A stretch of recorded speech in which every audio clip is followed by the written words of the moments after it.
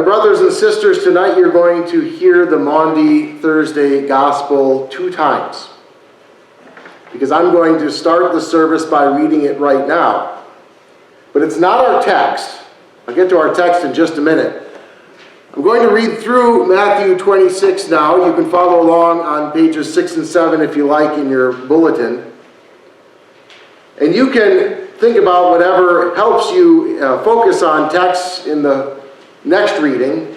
This time, I want you to focus on one thing in particular. I want you to focus on Judas. Judas isn't mentioned in detail in the text, although you will hear a reference to it. I just want you to think about it, because I want to talk about him in just a minute. Here's the Maundy Thursday Gospel for this year. On the first day of the festival of unleavened bread, the disciples came to Jesus and asked, "Where do you want us to make preparations for you to eat the Passover?" He replied, "Go into the city to a certain man and tell him, 'The teacher says, my appointed time is near. I'm going to celebrate the Passover with my disciples at your house.'" So the disciples did as Jesus had directed them and prepared the Passover. When evening came, Jesus was reclining at the table with the 12. And while they were eating, he said, "Truly, I tell you, one of you will betray me." They were very sad and began to say to him one after the other, "Surely you don't mean me, Lord." Jesus replied, "The one who has dipped his hand into the bowl with me will betray me. The Son of Man will go just as it is written about him. But woe to that man who betrays the Son of Man. It would be better for him if he had not been born." Then Judas, the one who would betray him, said, "Surely you don't mean me, Rabbi." Jesus answered, "You have said so." While they were eating, Jesus took bread, and when they had given thanks, he broke it and gave it to his disciples, saying, "Take and eat. This is my body." Then he took a cup, and when he had given thanks, he gave it to them, saying, "Drink from it, all of you. This is my blood of the covenant, which is poured out for many for the forgiveness of sins. I tell you, I will not drink from this fruit of the vine from now on until that day when I drink it new with you in my Father's kingdom." When they had sung a hymn, they went out to the Mount of Olives. Now, you were thinking about Judas as I read that, I hope. And I have a question for you. Perhaps this will sound familiar because I've used this in classes before. As you thought about Judas, as you thought about his role in that evening, did you imagine that Judas received the Lord's Supper? Raise your hand if that's the way you pictured it. Thank you. You may wonder, why on earth would he ask? You know what closed communion is? Some churches practice closed communion. I was part of a church body that practiced it for many, many years. Closed communion is the practice where if you're not a member in good standing of the congregation or another congregation in the church body, you're not allowed at the altar for communion. Those who practice that, of course, practice it because they believe it's a biblical practice. And so they're used to dealing with this question. Did Judas receive the Lord's Supper that night? Kind of an important one if you practice closed communion. But you should bear in mind that there are a lot of different answers that people have to the question. The fact that Matthew and Luke give the impression that he took communion that night does not get rid of the fact that if you read John's Gospel, it gives the impression that he did not. Even though the Lord's Supper is not specifically mentioned in John's Gospel, he gives the impression that as soon as Jesus identified him, Judas ran out, and therefore he would not have received the supper. Now that you've got that in your mind, I want to put something else in your mind that's completely different, though not entirely unrelated. Here's the actual text I want to study. This is from John 13. The first 5 verses. This text is also famous because of Maundy Thursday, because it speaks of the other thing that Maundy Thursday is famous for. One is the institution of the Lord's Supper, which is why we celebrate it here tonight. And the other is the washing of the disciples' feet. It was just before the Passover festival. Jesus knew that the hour had come for him to leave this world and go to the Father. Having loved his own who were in the world, he loved them to the end. The evening meal was in progress, and the devil had already prompted Judas, the son of Simon Iscariot, to betray Jesus. Jesus knew that the Father had put all things under his power and that he had come from God and was returning to God.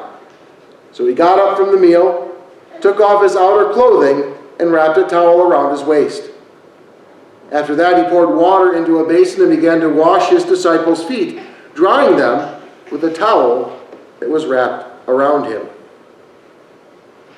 Now here's a question that's probably easier than the communion question. Do you imagine Judas having his feet washed?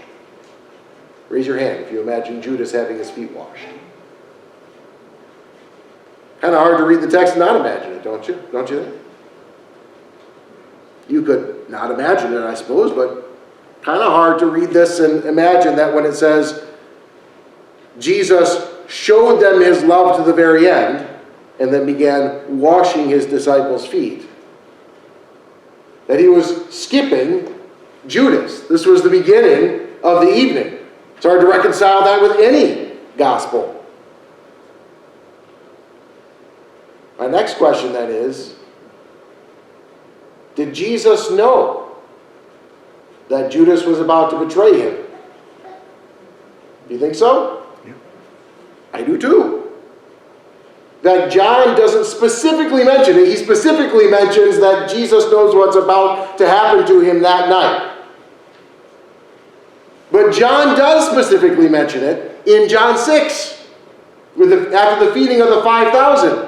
The next morning, the people that were left behind because Jesus sent the disciples across the lake and then he walked across the lake to go catch up with them, they all found Jesus and his disciples on the other side of the lake, and they had this long discussion about the bread of life and how they had to eat Jesus' bread and drink his blood. And then when he was all done talking about it, it says, everyone stopped following Jesus except the 12. And Jesus says to them, have I not chosen you, the 12? And yet, one of you is a devil.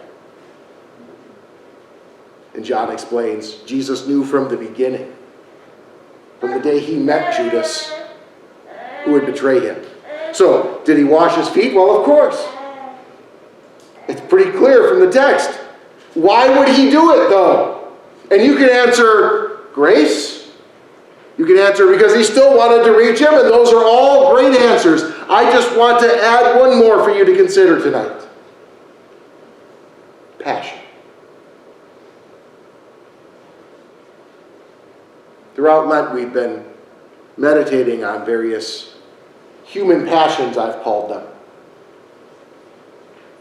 And during the Triduum service, we're going to take 3 different passions for each of the 3 days. Today the passion is love. He loved his disciples to the end. Tomorrow we'll consider the passion desperation. You might think to yourself, that's not much of a passion, but it is an awfully strong emotion, isn't it? And then on Easter morning, exhilaration.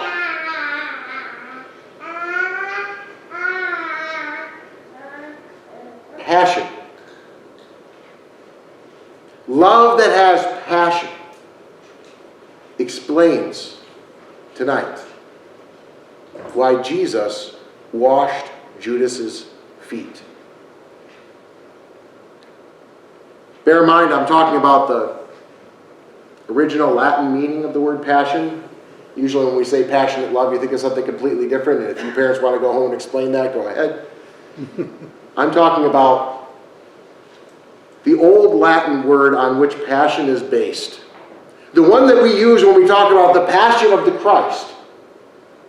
That word means enduring, suffering through something, bearing up under something.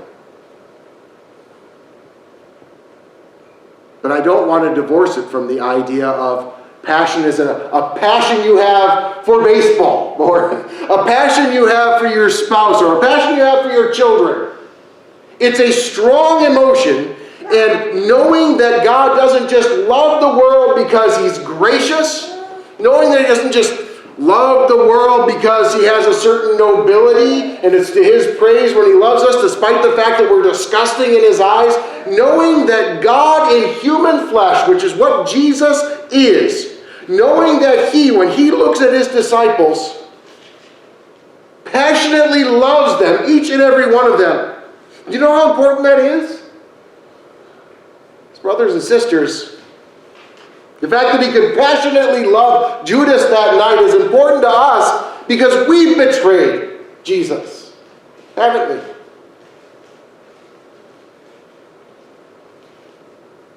And you might say, well, we haven't handed him over to death. Only Judas did that. I understand.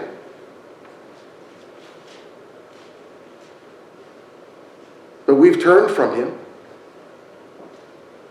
Like them, we've received his instructions and sometimes just ran the other way.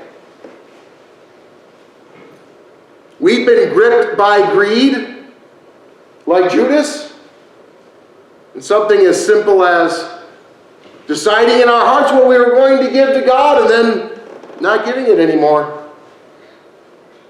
We've been proud and cowardly, like Peter, being caught in a moment where being associated with Jesus could cost us some social points and then just staying quiet about it or outright denying it. We've been complaining and short of faith like all the disciples were. We know all these things, so we've been through millions of temptations and we've failed over and over again. And we often have found ourselves disgusted with our behavior. Like Peter running out and weeping bitterly. Or Judas giving up in despair. So it's important tonight to know that when Jesus washed Judas's feet, it wasn't just to express some divine nobility with which he can tolerate being around stinking sinners like us. It is because he loves his people. He wants to be with his people. Jesus has a passion for us. And he looked at Judas, and he looked at Peter, and he looked at the rest of them. And he didn't just endure for the praise of some inner nobility. This was the end, verse 1 says. Everything was coming to a close. He didn't have to do anything for the sake of appearance. He didn't have to do anything at all except endure what would come. But he said he longed for that night. His words were that he longed for that final supper with them. That one last chance to connect over food. That one last chance to have a good discussion with his friends. To prepare them for what was ahead, so that maybe he could have some connection with them through the worst of it. Because that's where his passions lead him. Where his passions, the passions of God, lead him when he's imprinted perfectly in human flesh. He passionately loved each and every one, Judas included, enough to die for each of them. And he passionately loves each of us. Each of you. Even me. Enough to go through whatever it would take to stay with us for eternity. That's forgiveness. That's what he was doing. That's what we feast upon tonight. That's enduring and eternal love. I direct you now to the instruction for the end of Lent.